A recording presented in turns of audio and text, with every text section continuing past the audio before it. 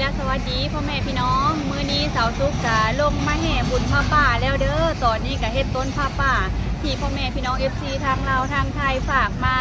ห่วมบุญผ้าป่าในครั้งนี้แล้วนี่เลยพ่อแม่พี่น้องสาวซุกกะได้เขียนลายสื่อมาเป็นที่เรียบร้อยแล้วจะให้มักกะทายกเพิ่นอ่านบาดตอนเฮาแห่แล้วเนาะพ่อแม่พี่น้องป้าเฮาสิไปห่วมแห่กันเลยเนาะบ้านนี้เพิ่นกำลังสิตั้งกล่องแห่แล้วได้พ่อแม่พี่น้องพูดน้ำกันเด้อ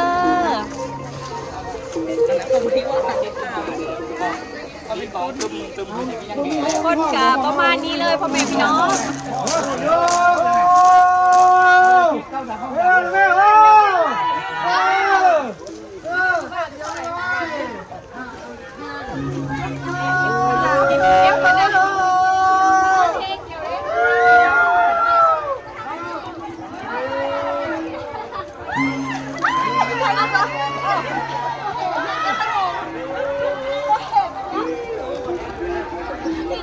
ถึงว่าพอมาเห็นเขามาเก็บเงินเด็กเอาเดียวได้ส่งไปเมื่อกี้เรื่องเล่นเด็ดจะดีพี่น้องดี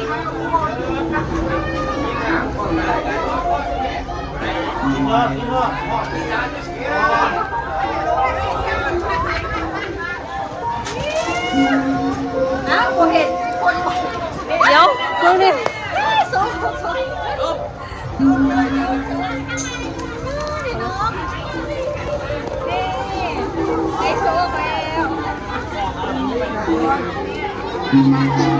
โชคแล้วโชคแล้วโชคเงินเฮงเงินหมานพี่น้อง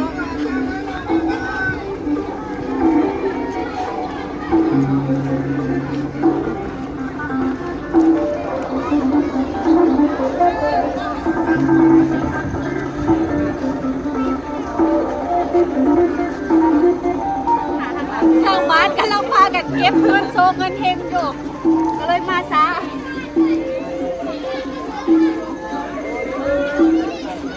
ผ่านไปเนาะนึกรอบแล้ว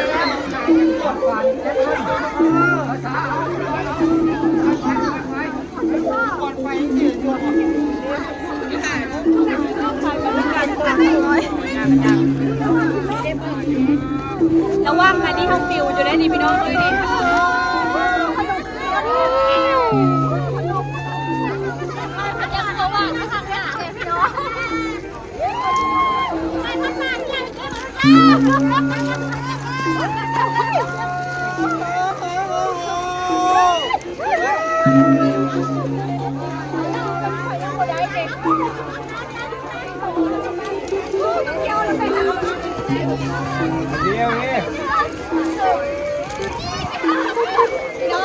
โตเกียวน้องสี่ใบพอวันที่ได้น้อยคนเก็บไปก่อนเกี่ยวเพียงน้อยเก็บก่อน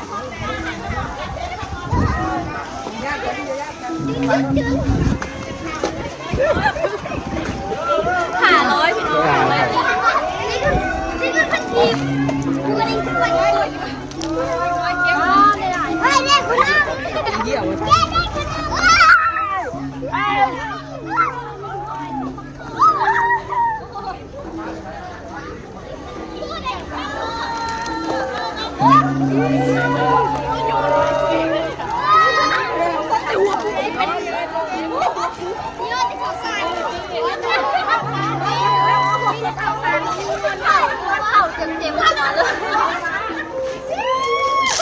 สองรอบเขาสิเห็นประมาณ3 พร้อมแล้วพี่น้องตอนนี้ได้แล้ว2 พร้อมนั่นแหละไม่ต้องมาเด้อเงินกันลูกเอ้ยเล่นแรงก่อน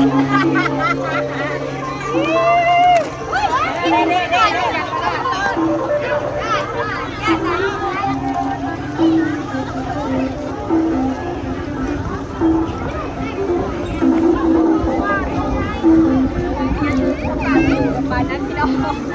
ญาติกันเลยไปพันปิวลง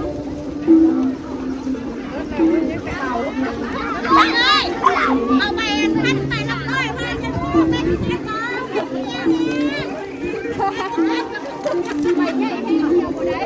สา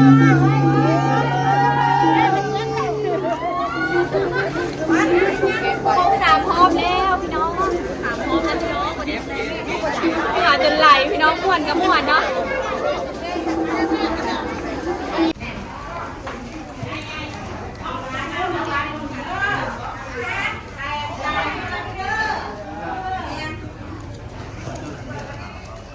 นี่เป้านี่เป้าต้นเอาเลยเอาต้นตัวนี้ก่อนเลย ได้เดี๋ยวค่ะเดียวเจริญตรงทางนางสุขสันต์แก้วเจริญโดยครอบครัว ป้าของนุ่มลูก ทั้งบาทบอกด้วยคำให้ป่า ก็กินอะไร ขอที่สวัสดิ์แก้วเจริญนางสุขสันต์แก้วเจริญ ต้องเลยนะต้องก่อนนะ พร้อมด้วยครอบครัวแก้วเจริญพร้อมด้วยครอบครัว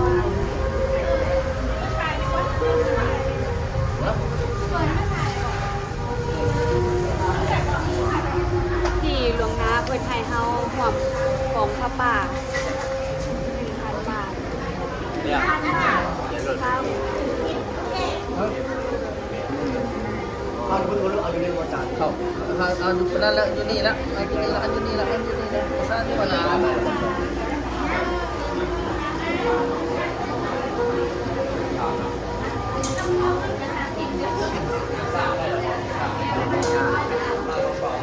สวัสดิ์แก้วเจริญ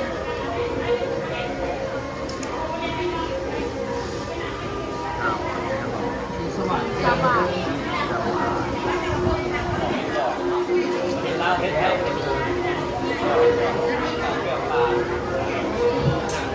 เนาะรายการต่อไปกับเสื้อเจ้าภาพ10 ท่านขึ้นมาในใส่รายชื่อเอามาบัดนี้เด้อ1 ท่านใด2 ท่านใด10 ท่านออกมา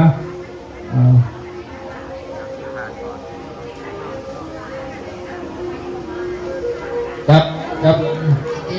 นับปึ้งนี่นะเจ้าบอกมาแต่ละอันตารางเด้อเจ้าบอกมาแต่ละอัน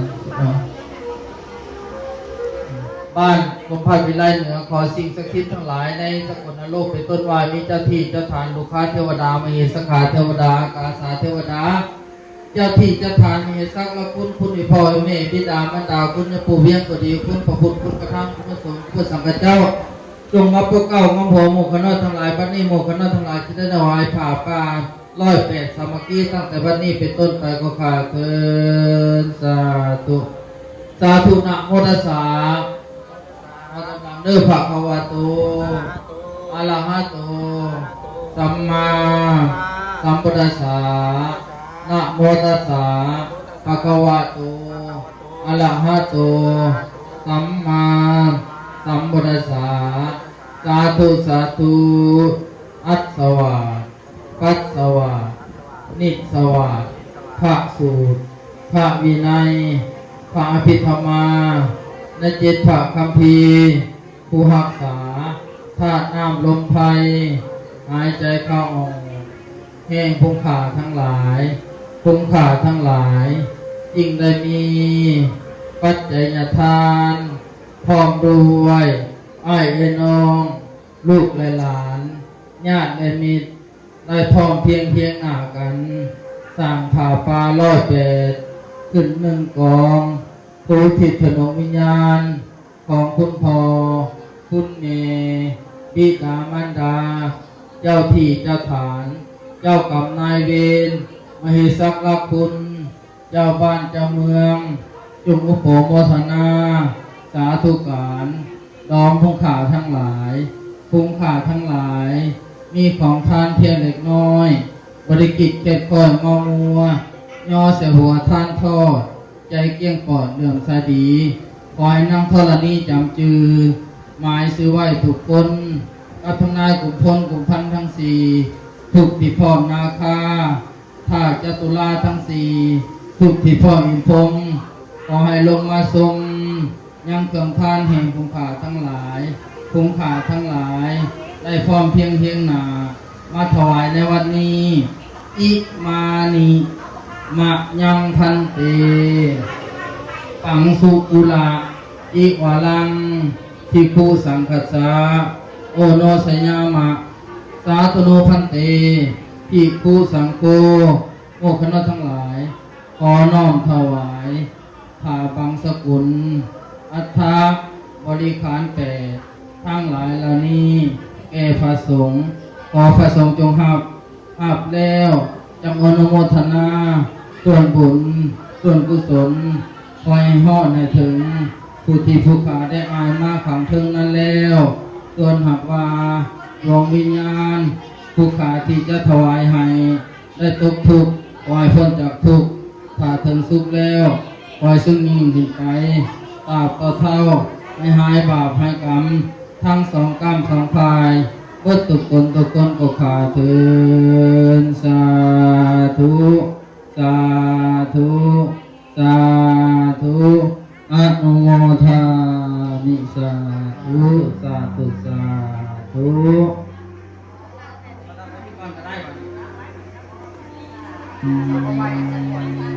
อันนี้หมดไม่ใส่พอเราเด้อนะเด้อจากสีขาวสุดไม่อันพอเป้าตัวนั้นเจ้ากรรมการทั้งผู้ทำมาต่อยอดเจ้าเขาทั้งนั้นกรรมการทั้งนั้นเตรียมครับพรเด้อคนนันโยมเนาะเอาศรัทธาละทั้งหลายและคนนันโยมเนาะอาสิโตสัพพเวรามติกันโตนิพุโตจาตุวังภวังสาพิติโยวิวาสันตุสัพพโลกโควินาศตุมาเตปวัตวันตลายโยสุขิติขายุโกภวะภิวาทนาสิเลสเนจังโวตาปัจจายโนจัตตาโลธรรมาวัฏันติอายุวันโนสุขังภาลังอาจารย์นักเด้ออาจารย์จะโกทาตินาทินาสังฆเหสุปฏิทิตาทิกาลัตตังอิตายัสสะธานาโสอุปกปฏิโสยติธรรมโมจาอายังมิทัสสิโตเปตานาปุชาจักตาอุลาลาภลัญจาภิกขุนามานุปตินังโตมิหิปุญญังปัสสุตังอนัปปกันติมานิมะยังพันเตปังสุกุลาอิวาลานิภิกขุสังฆสาโอโนสยามะ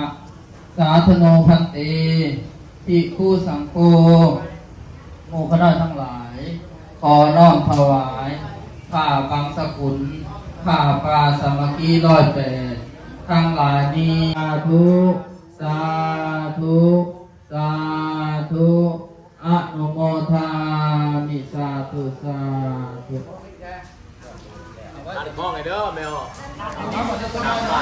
มือ2,000 600 บาท 42,600 บาทเนาะสาธุขอให้บุญในกุศลหลายๆเนาะอันนี้เป็นสายที่1เนาะของซาวลาวเซโนเปเปอรี่เนาะสายที่2เลิกกับซาวซุปเซโนบิวตี้เนาะบัดนี้เนาะโดยYCFC พรคุณพระปาสามัคคีมีดังนี้เนาะ1หลวงพ่อจากจังหวัดพะเยา 2,000 บาท2คุณพ่อสุเทพคุณแม่น้อยท่าพนม 1,000 บาทครอบครัวนางดาวมุกดา500 บาท CFC ฝั่งไทย 1,000 บาท5ครอบครัวคุณพิโรจน์ไพโรจน์ยิดลังสี500 บาทคุณพ่ออัศมัยคุณแม่บุญสู้ดูเย็น500 บาท FC ฝั่งไทย5,000 บาทคุณกบหนองคาย 1,000 บาท FC ฝั่งไทย 1,000 บาท FC ฝั่งไทย 1,000 บาทพระลังสีโทสโก 1,000 บาทคุณพรมิทัศน์คุณแม่ทรัพย์สินอันสา500 บาทคุณสนันภูพิลึก200 บาทคุณจารุวิทย์ห่วมทำบุญ500 บาทขอที่ส่วนบุญสมกุศลไปหาเถิงดวงวิญญาณของพ่อสว่างแม่สุขคน16เท่าสุกี้ชายงาม300 บาท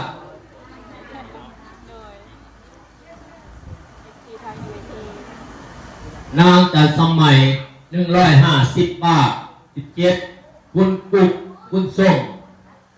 1,500 บาท18คุณดอน รับคำจากอึ่งกา 1,000 บาท 19 พุทธ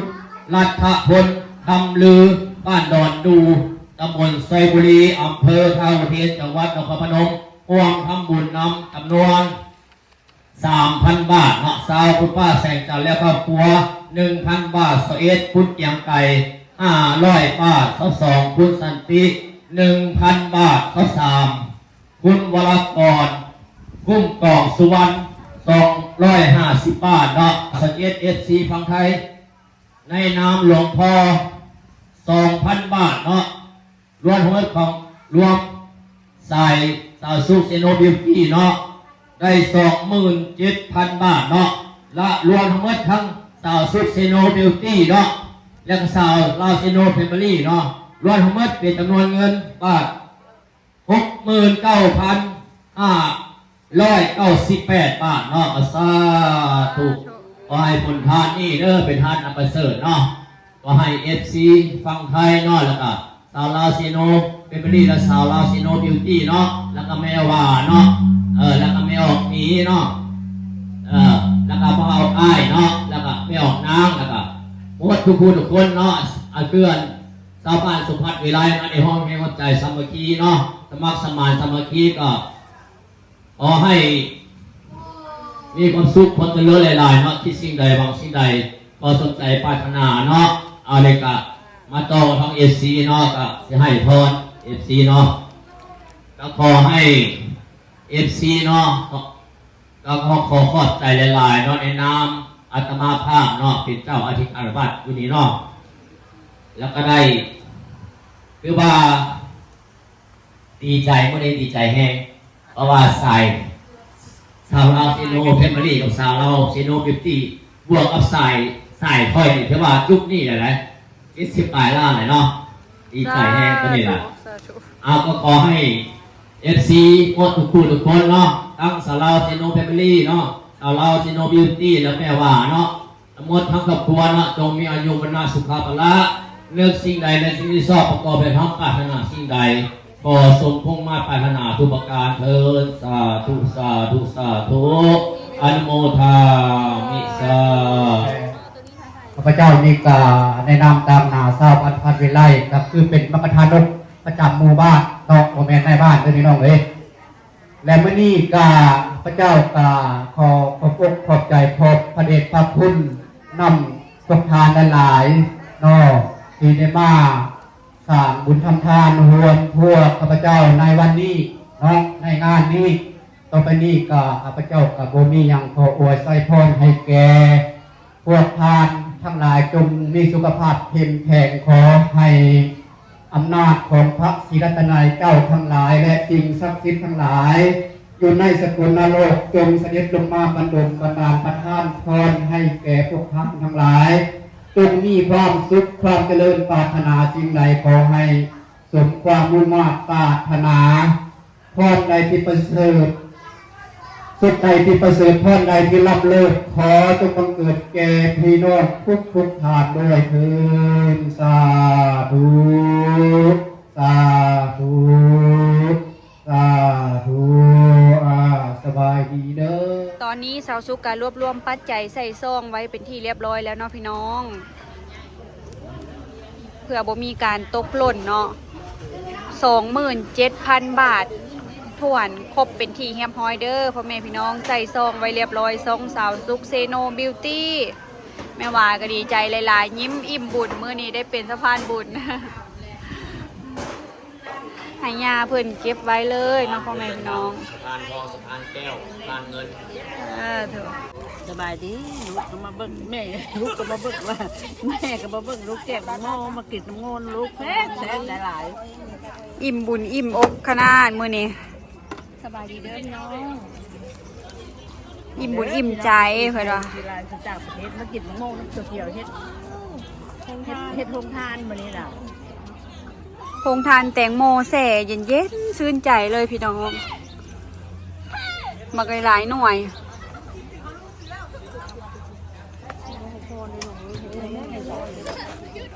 ทางนั้นก็สิมีโรงทานข้าวจี่ปาเต้กับน้ำเด้อพ่อแม่พี่น้องทางนั้นก็โอวันติน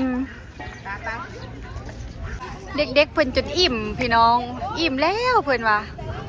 มันก็สิมีมักกุ้งไก่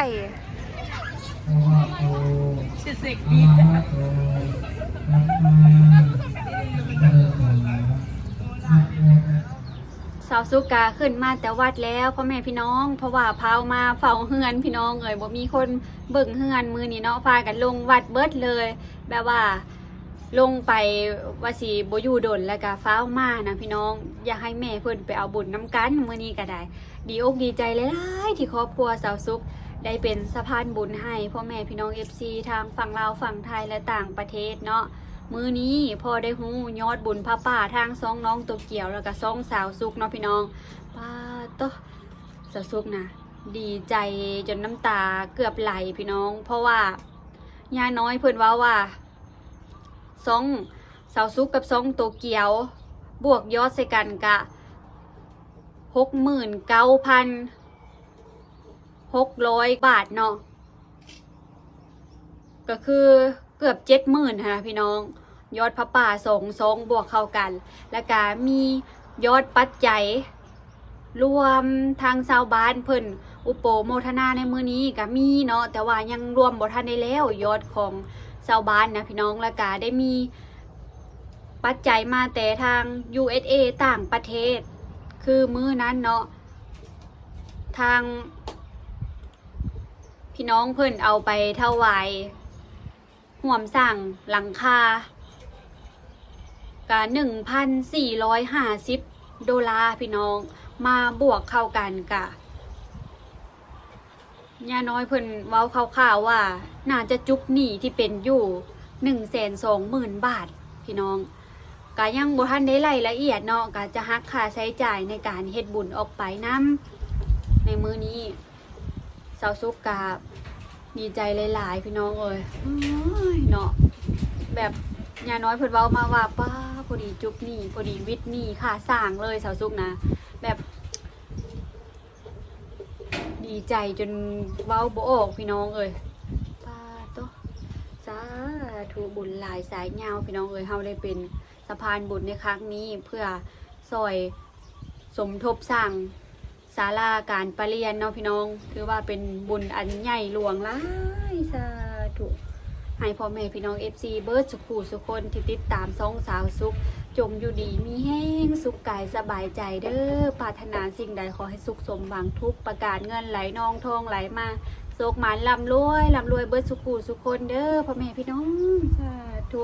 สำหรับคลิปนี้ฝากเป็นกำลังใจให้ครอบครัวสาวสุขด้วยการบ่ข้ามโฆษณาเด้อพ่อแม่พี่น้องสบายดีบ๊ายบาย